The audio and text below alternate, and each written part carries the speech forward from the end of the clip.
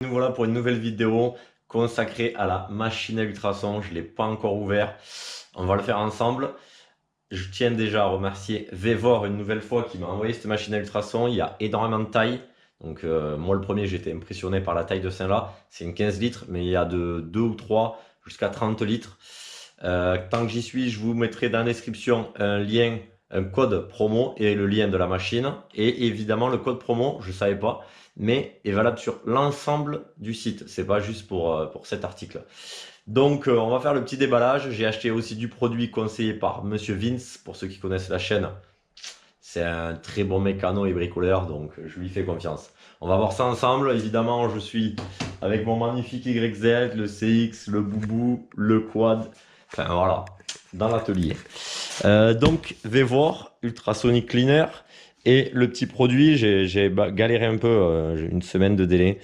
Mais nous, lui, chez Comagri, il m'a conseillé de commander ça. Donc dosage 1 à 5%, c'est du Scana. On va voir ce que ça donne, mais bon, voilà, lui, il utilise ça depuis des années, donc je lui fais confiance et pas excessif. Allez, on va dire 15 euros, je crois, 15 euros le litre, peut-être aller max 20. Je crois que j'ai payé 15, donc plutôt bien, franchement, pas mal. Bon, allez, on va déballer. Je vais peut-être vous mettre sur la tête si j'y arrive pas. Ça fait un moment que ça fait une semaine que je l'ai et j'attends de la déballer, donc je vais poser le carton, ça va être plus simple. Là.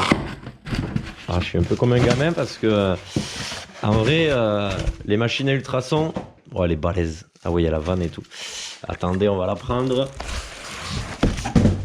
Ok. Là.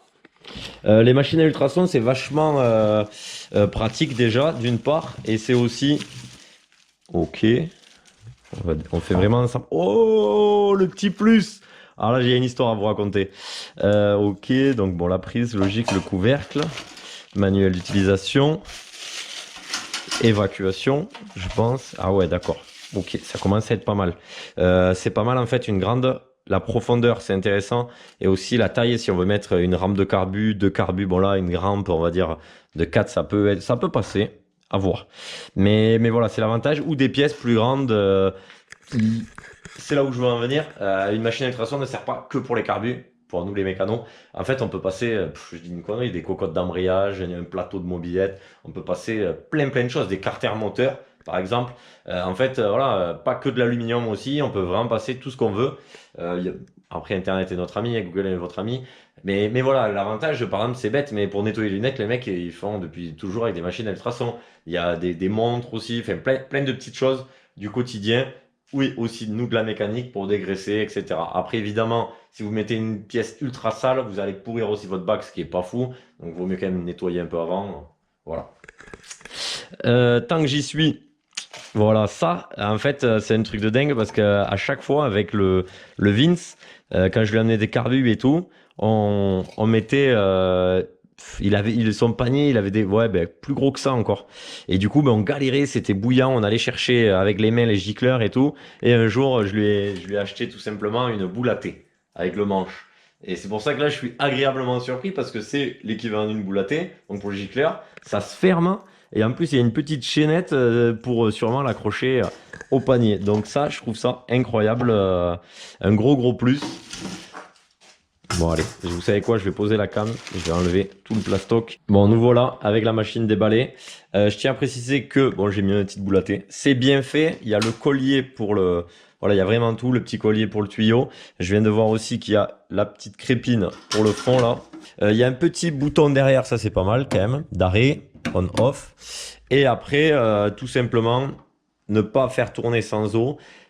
Forcément, on va dire, enfin forcément, après, là je vais pas le faire du coup. Température, plus, moins, actuelle et la demandée, de toute façon, on-off, pareil, minutes, secondes, le temps, on-off, donc on peut la faire préchauffer, en fait, si vous voulez, le but c'est de la faire préchauffer et après de balancer les illustrations quand les pièces sont dedans.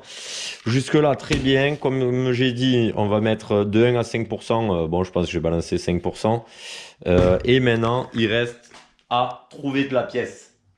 Je vais aller fouiller et on va l'installer et évidemment faire un petit test quand même parce que moi, il y a 15 ans, quand j'étais apprenti, je m'en servais déjà donc je connais. je m'en sers régulièrement. Mais vous, peut-être les gens qui se disent ah, qu'est-ce que c'est, ou qui en entendent parler, ou qui vont des fois le faire. Franchement, au prix des machines, vous irez voir en plus avec le petit code promo. Mais rapport qualité-prix Vévor, je dis pas ça parce qu'ils me l'ont envoyé, ça c'est vrai, ils sont au top. Et voilà, si vous avez, en fait, vous pouvez presque vous payer une petite machine avec 3 ultrasons chez un pro en démontant les pièces, bien sûr. Donc voilà, ça vaut vraiment le coup. Je vous dis, le produit, ça vaut 15 euros. Allez, au pire, vous le payerez 20. Il y en a 1 litre, donc à 5%, même à 5%, vous imaginez, il y a quand même de quoi faire quelques bacs. Et on ne change pas l'eau, malgré que vous voyez la vanne et tout, on ne change pas l'eau, évidemment, à chaque fois, à chaque ultrason, vraiment qu'elle est trop pourrie. Donc en vrai, tout dépend de votre utilisation. Je suis bien content, il faut que je trouve des pièces et on se retrouve avec le petit test. Bon les amis, je l'ai mis en route. J'ai pas encore mis le produit mais je vais le mettre. J'ai mis 10 litres d'eau dedans. Du coup ça me fait quand même la moitié du bidon. Après c'est une grosse. J'ai mis à 40 degrés. Donc là c'est la température actuelle sur on, pas d'ultrason. Et voilà. Après ce que je sais c'est que plus on met de dosage, peut-être c'est beaucoup là 5%, et moins on a besoin de la faire tourner aussi longtemps et chaude. En fait, voilà, il faut faire un ratio entre la température et le produit. J'ai trouvé évidemment un carbu qui traînait, je vais le démonter, etc. Donc voilà, à voir. Il est cracra, même pas de coup de soufflet, rien. Voilà, le classique, on va dire. Une petite culasse bien pourrie. J'ai envie de tester comme ça. Après, voilà, on verra bien. Hein. Le but, c'est de la tester. Donc, c'est une culasse Zeta avec les ailettes un peu cassées et bien cracra. Calamine, tout. Donc, on va tester. Évidemment, voilà. Après, j'ai jamais fait trop ces éléments-là, culasse. Et cet état, alors là, oh là là, là, il y a même la poussière. Là, c'est carrément de l'alu attaqué, vert de gris, je sais pas, rouillé. Enfin, rouillé, c'est pas vraiment de la rouille, mais. Pour voir le résultat, ça c'est la pièce bonus. Donc je vais démonter tout ça. On va pouvoir se servir de ma petite boule à thé. Voilà, elle vient se mettre là, c'est nickel. Et évidemment, je vais faire tout ça. On va le plonger et on va voir le résultat. Je vous dirai combien de temps j'ai mis, etc. La température et tout, évidemment, pour avoir une petite sauce. Après, chacun fait à sa sauce. Et surtout, ce qui est très important, c'est juste après les sortir du bain et nettoyer à l'eau froide abondamment. Voilà, je tiens à le préciser quand même avant, même si je vais le redire. Allez, c'est parti les amis. A few moments later. Le carbu est démonté, je l'ai mis à chauffer, je vais quand même essayer de me renseigner un peu mieux, mais je pense que, allez, on va commencer peut-être à faire des étapes, 50 degrés, peut-être que 15 minutes, voir déjà l'efficacité, tout est neuf en plus, et voir. Et bien sûr bien laver, au pire on remettra un peu plus, je sais pas. Je pense que voilà, il faut aussi jauger le truc, apprendre les bonnes proportions, mais je vais quand même me renseigner. Là elle est en train de chauffer, elle fait pas trop de bruit, c'est plus les ultrasons qui sont... voilà, un peu embêtant. Je vais préparer ça et dès que c'est chaud, on le balance là-dedans. Le bouillon est chaud, ça a pris quand même du temps. Plus elle est grosse, plus on peut mettre de choses, mais aussi plus elle est longue à chauffer. Je pourrais pas vous dire, mais je pense que voilà, il a bien fallu peut-être 2 heures, donc c'est quand même un truc où il faut prévoir, surtout si vous avez une grosse contenance. Elle a le maintien au chaud, donc ça c'est génial. On va mettre ces petites pièces, donc le carbu démonté et tout, nickel.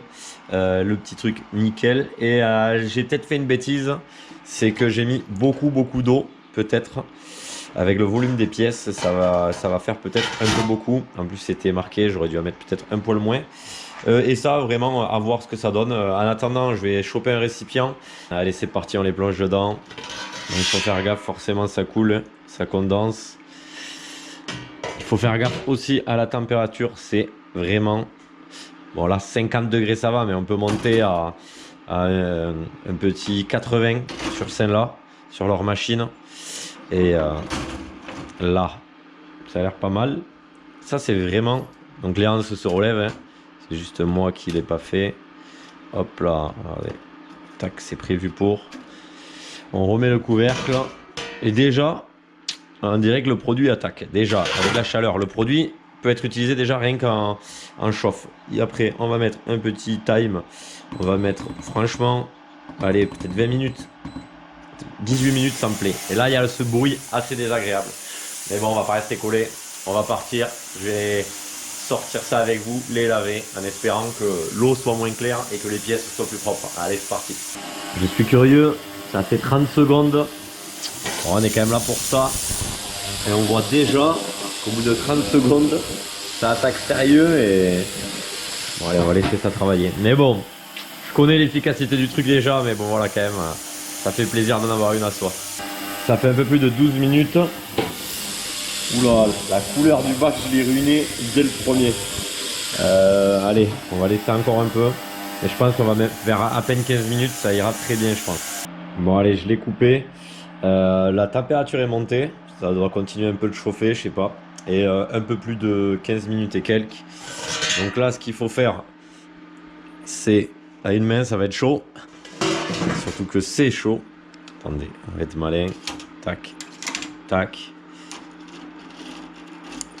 Ce qu'il faut faire là maintenant, c'est laver, sortir les pièces évidemment. Et laver abondamment les pièces. Je vais me servir mes deux mains, on va se retrouver. J'ai prévu un récipient pour pas tout pourrir. Mes pièces sont là au premier abord, mais on va quand même aller tout bien laver parce que sinon le produit continue d'attaquer, ça peut noircir, etc. C'est pas ouf. Nous voilà les amis avec tout nettoyé, soufflé. Je tiens à préciser que c'est très utilisé pour les carbus parce qu'en fait ça va là où ce n'est pas accessible. Après ça reste pour enlever des résidus de tout. Mais pas non plus, ce n'est pas du sablage, ce n'est pas, voilà, ça reste quand même un processus chimique, etc., avec des produits, mais je vais pas réussir à l'ouvrir avec mes champs. Et, mais du coup, voilà, ça sert vraiment, voilà, c'est normal que ma culasse ne soit pas devenue polie. Par contre, par exemple, celle-là qui était attaquée, ben, elle est lisse maintenant, il y a plus ce côté rugueux, c'est assez curieux, même si elle blanchit là. Je pense qu'avec un petit tour de touret, justement, ou de brosse métallique, de paille de fer, elle va redevenir assez propre et elle aura enlevé, on va dire, tout ce qui est résidu non ferreux. Pour la partie de la Zeta, ben, on peut voir quand même que c'est bien revenu. Ça, voilà, ça donne un bel éclat, un peu type origine. Après, elle est restée que 15 minutes hein, à 50 degrés, il faut le dire. Là, je sais pas pourquoi, ce côté noir là, est-ce qu'avec le temps, ça serait parti? Ou est-ce que c'est une question de produit? Je sais pas. Je pense qu'avec un peu plus de temps, ça serait parti. Parce que après, évidemment, c'est pareil. Peut-être que ça vaut le coup.